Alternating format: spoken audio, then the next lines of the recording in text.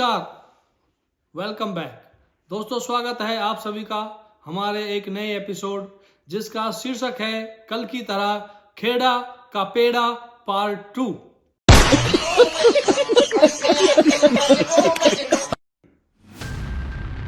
दोस्तों पार्ट 1 में हमने डिस्कस किया कि कैसे ये जो इंसिडेंट कहें या जो ये मामला जो शुरू हुआ है पवन खेड़ा और आसाम के मुख्यमंत्री हेमंत बिस्वा शर्मा के बीच में, जब उन्होंने जो प्रेस कॉन्फ्रेंस की और वो सब फेक डॉक्यूमेंट दिखाए, तो उसके बाद जो मामला तूल पकड़ता गया वो एक अनदर लेवल पे पहुंच गया है।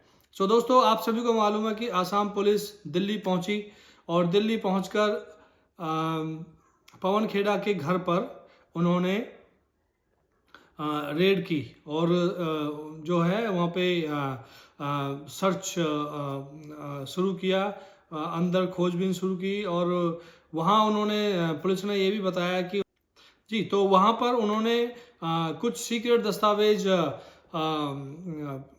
संदिग्ध दस्तावेज मैं कहूँ अगर तो वो भी सही रहेगा, वहाँ पे उनको प्राप्त हुए, लेकिन डिटेल्स उन्होंने बताने से मना कर दिया। दोस्तों अब खबर ऐसी आ रही है अंदर खाने कि जैसे खेड़ा तो वहाँ से भागकर हैदराबाद पहुँच गए और हमने कल आपसे बताया भी था कि उनका वीडियो भी कैप्चर किया था कुछ मीडिया के लोगों ने, कैमरामैन ने। वो ऐसे झुककर भाग रहे थे वहाँ से गाड़ी में, क्योंकि जो हैदराबाद में उनका घर है तो वहाँ से वो किसी दूसरी लोकेशन पे जा रहे थे। तो उसके बाद उसके बाद जो खबर ये भी आई है कि उनका जो हैदराबाद वाला घर है वहाँ पे भी पुलिस की तैनाती बढ़ा दी है तेलंगाना पुलिस ने, और उनको बाकायदा किसी दूसरी जगह पे भेज दिया है और वहाँ पे उनको पुलिस प्रोटेक्शन में रखा गया है।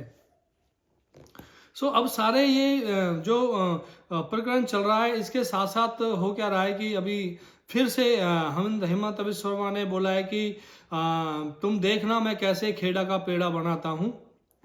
तो वो तो देखने वाली बात है कि अब तो लग रहा है कि खेड़ा का पेड़ा बनेगा ही बनेगा। और इस पेड़े के साथ मेरे ख्याल से राहुल गांधी का खोआ भी बन जाए तो कोई बड़ी बात नहीं होगी, क्योंकि जो दस्तावेज दिल्ली के घर से जब्त किए हैं आसाम पुलिस ने, वो कुछ संदिग्ध दस्तावेज सीज किए हैं और कहा जा रहा है कि वो दस्तावेज काफ़ी हैं सोनिया गांधी और राहुल गांधी को फंसाने के लिए। देखो ये तो अब मामला बहुत संगीन होता जा रहा है। साथ ही साथ हमने आपको ये भी बताया था कि जो कांग्रेस अध्यक्ष मल्लिकार्जुन खड़गे हैं, तो खड़गे ने भी केरल में एक बयान दिया था, इनडायरेक्ट वे में दिया था, लेकिन अब माफ़ी का सिलसिला शुरू हो चुका है। तो आज उन्होंने ट्वीट करके अपने जो कृत्य है उसकी माफ़ी मांग ली है और कहा है कि मेरे जो कथन थे उनको तोड़ मरोड़ के पेश किया गया है। अब मुझे एक चीज़ समझ में नहीं आ रही है कि यार ये तोड़ मरोड़ के कैसे पेश कर सकते हैं। अगर मैं कह रहा हूँ कि खेड़ा का पेड़ा, अब इसको आप तोड़ मरोड़ के पेश करो जरा, कौन करता है भला, करिए जरा, तोड़ के कोशिश करके देखो। खेड़ा का पेड़ा को तोड़ मरोड़ के कोशिश करके देखो। या तो पेड़ा का खेड़ा हो सकता है, या खेड़ा का पेड़ा हो सकता है, या का खेड़ा पेड़ा हो सकता है, यही तो कर सकते हैं। तो इसमें तोड़ मरोड़ वाली बात कैसी है, जब तुम्हारे मुंह से जो तुमने भूंस दिया वो बाहर आ गया। अब बाहर आ गया वो तो वापस तो जाएगा नहीं। अब तुम बचने के बहाने देखते हो कि यार मेरे बयानों को तोड़ मरोड़ के पेश किया गया है। अब जिस भी राजनेता को देख लो, और अभी तो कोई भी अगर सेलिब्रिटी वगैरह कुछ कहता है नहीं मेरे बयान को ना तोड़ मरोड़ के पेश कर दिया, ये कमाल की यार एक सेंटेंस पकड़ लिया। पता नहीं किसने शुरू किया है ये, मेरे को समझ में नहीं आता। मतलब उस बंदे का कमाल है, ये क्या लाइन उसने इजाद की है कि मेरे कथन को तोड़ मरोड़ के पेश किया। अरे जब तुमने कहा है तो उसमें तोड़ मरोड़ करके कौन के पेश करेगा भाई? तुमने जो कहा है तो कहा है भाई। हेमंत बिस्वा शर्मा ने कहा है कि मैं खेड़ा का पेड़ा बनाऊंगा, तो अब अगर मैं कहने लग जाऊं कि नहीं उन्होंने ये तो गुलाब जामुन बनाएंगे, तो ऐसा थोड़ी होता था, वो पेड़ा ही बनाएंगे। भाई खेड़ा का पेड़ा बनेगा तो पेड़ा ही बनेगा ना, गुलाब जामुन या बर्फी तो नहीं बन सकती। जब उन्होंने बोला है कि पेड़ा बनाऊंगा तो पेड़ा बनेगा, बर्फी नहीं बन सकती। तो इसमें ये तो बचकाना वो है कि भाई ये मेरे जो बयान को तोड़ मोड़ के पेश कर दिया और खड़गे साहब ने माफ़ी मांग लिया। असल में कहानी ये है। तो अब मुझे लगता है कि अब एक आध दिन में ना पवन खेड़ा की भी पेड़ा बनने से पहले जो प्रक्रिया शुरू हुई है उससे पहले वो अपनी गलती मानकर और हाथ जोड़कर वो भाई साहब जो है ना माफ़ी मांग लेंगे हेमंत बिस्वा शर्मा जी से। और पर मुझे लगता ये है कि माफ़ी मांगने के बावजूद भी हेमंत बिस्वा शर्मा छोड़ने के मूड में नहीं है, क्योंकि ये जो पंगा हुआ है ना, इस पंगे में पूरी कांग्रेस ही फंस सकती है। और फंस कह सकती है क्योंकि जब इनको पकड़ा जाएगा, जब इनका इंटरोगेशन करेगी पुलिस, तो पुलिस इनसे यही पूछेगी कि तुम्हारा सूत्र कहाँ था जो तुमने वो दस्तावेज दिए, वो तुमको किसने दिए, कौन है तुम्हारा बंदा जो तुमने दिए हैं। और हेमंत बिस्वा शर्मा ने कहा है कि वो पाकिस्तान के किसी व्हाट्सएप हैंडल से उसको मिले हैं, तो उनके पास कुछ खबर तो होगी तभी उन्होंने बोला था। तो इस केस में पवन जो है वो मतलब अब क्या कहें, पवन आंधी बनेंगे या क्या होगा उनका समझ में नहीं आ रहा अभी आगे आगे। और जैसे मुझे नहीं समझ आ रहा है तो ऐसा ही उनको भी समझ में नहीं आ रहा हो कि यार मैं करूँ तो करूँ क्या, क्योंकि वो बयान देकर ना बुरी तरह से फंस गए हैं पवन खेड़ा जी। तो अब इस केस में देखने वाली ये बात है कि भाई ये जो मामला है इसमें राहुल गांधी कहाँ तक फंसते हैं और क्या गाज अब सोनिया गांधी तक भी जाएगी, क्योंकि राहुल गांधी तक जाएगी ये तो हेमंत बिस्वा शर्मा जी ने बोल ही दिया था। तो क्या ये गाज अब सोनिया गांधी तक भी जाएगी? अगर सोनिया गांधी तक जाएगी तो कांग्रेस फिर क्या करेगी? तो ये वाली बात अभी देखने वाली है।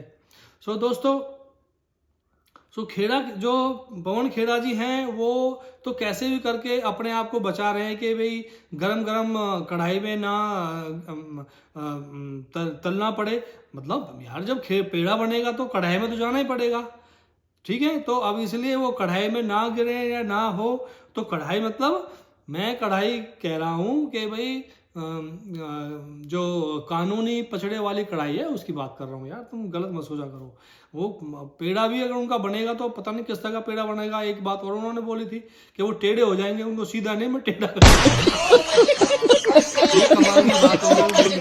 मतलब यार हंसी रुकती नहीं है तो क्या करें। उन्होंने ये बोला था कि जैसे हम कहते हैं ना तो सीधा कर दूंगा कह रहा वो सीधा तो पहले ही है, मैं उसको टेढ़ा कर दूंगा। तो देखने वाली बात है कि जब उनकी गिरफ्तारी होगी और वो जब जमानत पे छूटने बाहर आएंगे तो वो सीधे रहते हैं या टेढ़े होते हैं। अगर टेढ़े होते हैं तो बड़ा मजा आएगा भाई देखने में, कि सीधा तो बहुत सुना है बट टेढ़ा भी ऐसा हो सकता है, तो वो देखना है। सो दोस्तों, थोड़ा सा चलो मजाकिया उससे बाद थोड़ा सीरियस नोट पे बात करते हैं। तो कहानी ये है कि जैसा कि कांग्रेस ने ये पंगा लेके ना मतलब आफत मोल ले ली है हेमंत बिस्वा शर्मा से, और ये जो पंगा है ये कांग्रेस को स्पेशली पवन खेड़ा को बहुत महंगा पड़ेगा। और ये एक नज़ीर बनेगा जो सुप्रिया सिन्हा जैसी जो राजनेत्री है ना, उनका भी जबान बहुत ज़्यादा चलती है, तो उनकी भी जबान पे जो ना लगाम लगेगी और वो भी डरेगी। कहीं पता लगेगा कि भाई अगर इन्होंने कुछ ऐसा बयान दे दिया ना तो इनकी भी जलेबी बनने की ना नौबत ना आ जाए। तो जलेबी और आगे क्या होता है भला, गाना आया था ना, हाँ, तो समझ जाओ दोस्तों कि वैस जलेबी अगर नहीं बनना है तो अपनी जबान को लगाम दो, अपनी जबान को कंट्रोल करके रखो। सो दोस्तों, इसी नोट के साथ अभी देखते हैं आगे इस प्रकरण में क्या अपडेट होता है। हम आपको लगातार अपडेट करते रहेंगे। हमारे चैनल को सब्सक्राइब कीजिए, लाइक कीजिए, कमेंट कीजिए और शेयर कीजिए। सो इसी नोट के साथ मिलते हैं फिर एक दूसरे वीडियो में। तब तक के लिए थैंक यू वेरी मच। जय हिंद।